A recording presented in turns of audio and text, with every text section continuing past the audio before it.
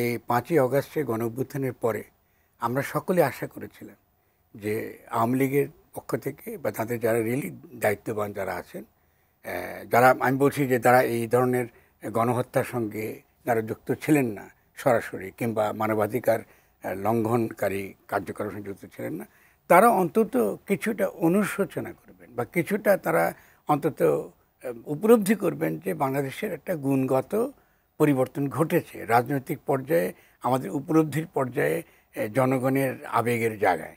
কিন্তু আমরা ক্রমাগত দেখছি যে আওয়ামী লীগ এটাকে একটার পর একটা উস্কানি দিয়ে চলেছে।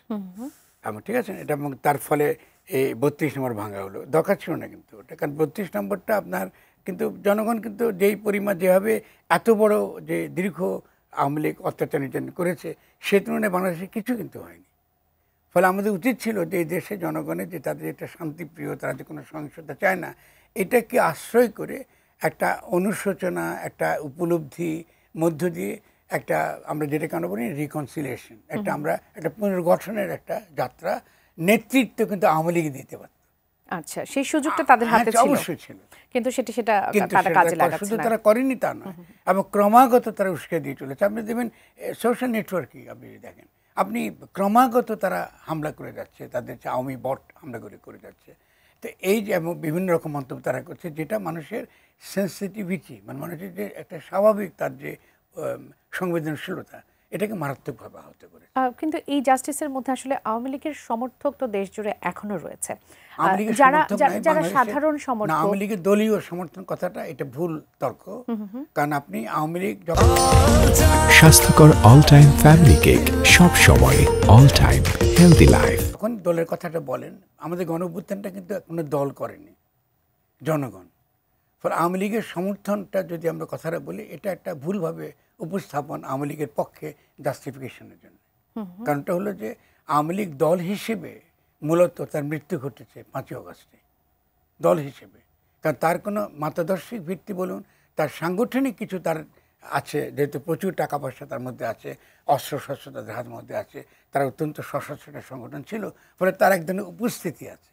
কিন্তু মূল প্রশ্নটা হচ্ছে এই যে জনগণের কাছে যাবার, দল হিসেবে জনগণের কাছে ন্যায্যতা পুনরুদ্ধার করবার, যে আমি এটা রাজনৈতিক দল আকারে আমি ভূমিকা রাখতে চাই, এটা তো করতে উপস্থাপন করবার মতো আমি মনে করি না যে বাংলাদেশে আওয়ামী লীগের পক্ষে সমর্থন আছে। এটা অনেকটা অ্যাবস্ট্রাক্ট কথাবার্তা। আপনি মনে করছেন না যে আওয়ামী লীগের কোনো সমর্থন থাকেও, ধরুন তার 30% ধরুন 30% যখন আগে ভোট দিত, কিন্তু আপনি কোনো ভোটের তো যেই তথাকথিত ভোট যেটা হতো, সেই ভোট তো নির্ভরশীল ভোট ছিল না। ফলে আমরা তো পরিসংখ্যানগতভাবে 5ই অগাস্টের পরে তো আমরা আসলে জনগণ মত সংগ্রহ করি নাই যে আসলে আওয়ামী লীগের পক্ষে আদৌ জনগণ আছে কিনা, সেটা ভিন্ন একটা তর্ক। ফলে আমরা অ্যাবস্ট্রাক্ট তর্ক করে আমরা আওয়ামী লীগের পক্ষে জাস্টিফিকেশন আমরা না করাটাই ভালো। আমি এই জন্য কথাটা বলেছি, পোয়েটিক জাস্টিস কথাটা বলেছি, যে আপনি ইতিহাসের কাছে আপনি যখন নিজেকে বাধ্যবাধক বা জবাবদিহিতা করতে পারেন, জনগণের সঙ্গে তো আপনি করেনই নেই, কিন্তু ইতিহাসের কাছে তো আপনার একটা জবাবদিহিতা রয়েছে।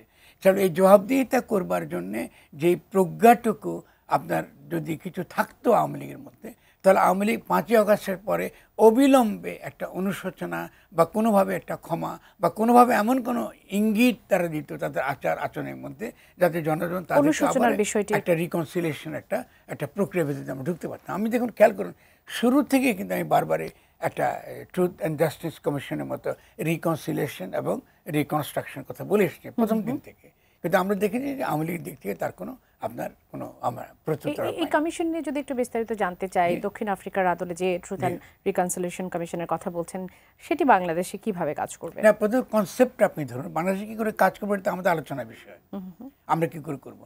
ট্রুথ এবং জাস্টিসের ফিলোসফিটা আপনি শুনবেন, সেটা হলো এই যে এই সরকারের অনেক ধরুন যারা এই মানুষকে গুম করা, এক্সট্রাজুডিশিয়াল কিলিং, অত্যাচার করা, নির্যাতন করা, এটা অনেকটা হুকুমের অধীনে তারা করেছে অনেকেই, এর মধ্যে এদের সংখ্যা যথেষ্ট রয়েছে।